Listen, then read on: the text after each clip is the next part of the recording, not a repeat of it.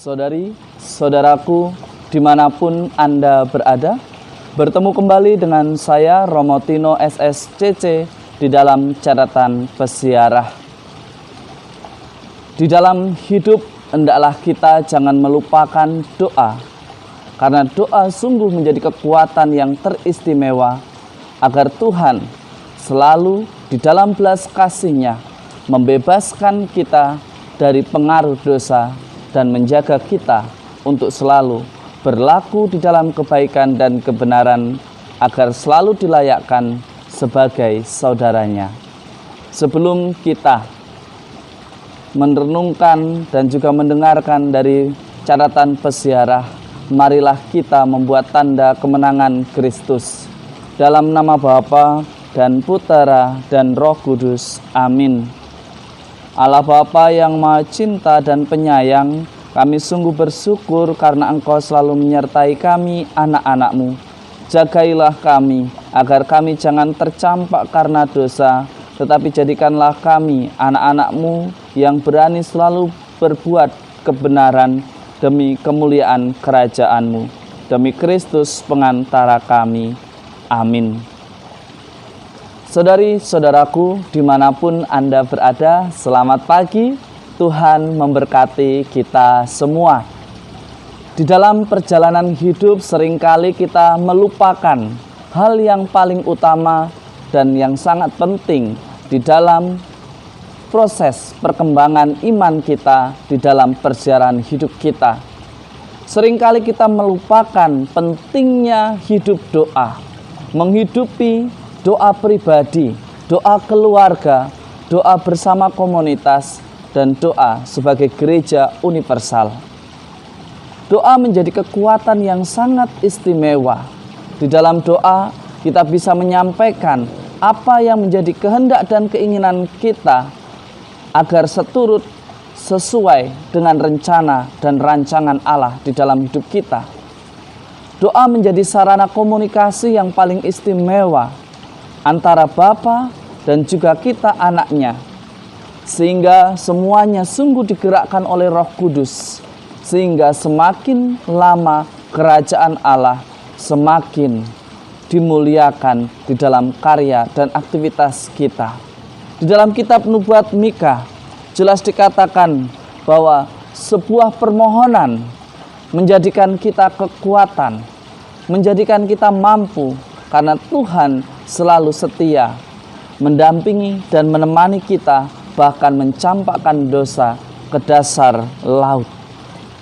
Yang terpenting, beranikah kita untuk selalu membiarkan karya Roh Allah di dalam hati kita bekerja sama dengan kita untuk selalu berada di dalam kebaikan dan kebenaran. Mungkin kita akhirnya bertanya, siapakah yang menjadi saudara kita dalam seiman? Siapakah yang layak disebut saudara dari Tuhan Yesus? Yesus sendiri mengatakan, siapakah saudaraku? Dia mengatakan di dalam Injil Matius hari ini, dan siapakah saudara-saudaraku? Dan sambil menunjuk ke arah murid-muridnya, ia bersabda, inilah ibuku, inilah saudara-saudaraku. Sebab siapapun yang melakukan kehendak Bapa-Ku di surga, dialah saudaraku, dialah saudariku, dialah ibuku. Saudari-saudara yang terkasih di dalam Yesus Kristus, kalau kita menganggap sebagai saudara, mestinya kita selalu berlaku di dalam kebenaran. Jangan kita mengaku saudara, kita saling mendukung, tetapi di belakang kita saling menikam. Itu bukan semangat persaudaraan yang dimaksudkan oleh Yesus. Mereka yang layak menjadi saudara ialah mereka yang melakukan kehendak Tuhan, melakukan kebenaran, kebaikan, mengapresiasi, mengevaluasi, dan memberikan solusi. Seringkali kita dengan mudah mengkritik, mengevaluasi, tetapi kita jarang berani untuk memberikan solusi atau membantu sesama kita untuk menemukan solusinya sendiri.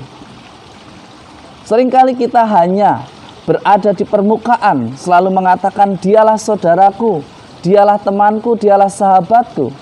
Tetapi ketika orang itu tidak ada atau sesama kita tidak ada di depan kita, kita berbicara kepada sesama lain, yakni dengan menikam dari belakang, membicarakan suatu hal yang buruk orang-orang atau sesama kita yang tidak kita sukai. Yesus mengajak kita untuk tidak bermuka dua atau menjadi pribadi yang tidak bertopeng. Belajar untuk menyampaikan apa adanya. Apa yang benar, katakanlah benar, dan apa yang salah, katakanlah salah. Jangan kita menjadi budak dari dosa hanya karena kita ingin sesuatu.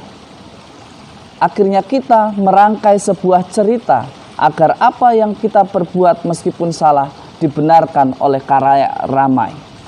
Saudari-saudaraku yang terkasih di dalam Yesus Kristus, sekali lagi Yesus berkata, dialah yang melakukan kehendak Tuhan, dialah yang layak disebut sebagai saudara-saudaraku, dan juga dialah yang disebut sebagai orang tua Yesus sendiri.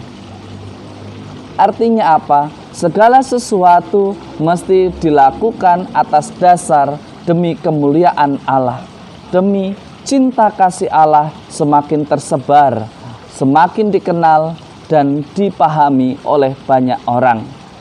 Saudari-saudaraku yang terkasih, mari kita belajar untuk tidak bertopeng di dalam membangun persahabatan, baik di dalam komunitas, di dalam gereja, maupun di dalam keluarga kita.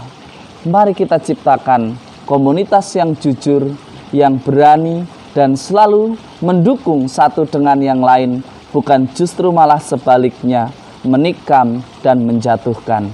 Semoga hari ini kita semua selalu menjadikan hidup kita menjadi berkat bagi setiap orang yang kita jumpai, dan mereka semua merasakan apa yang disebut cinta kasih Allah. Tuhan memberkati kita semua dalam nama Bapa dan Putera dan Roh Kudus. Amin. Saudari-saudaraku dimanapun Anda berada, kebaikan sekali lagi selalu menjadi musuh dari mereka yang suka berbuat kejahatan dan tidak benar. Tetapi jangan takut, sesuatu yang benar, sesuatu yang baik akan baik pula hasilnya jika kita dilakukan dengan ketulusan dan tanpa pamrih. Selamat beraktivitas, selamat berkarya. Tuhan memberkati kita semua. Amin.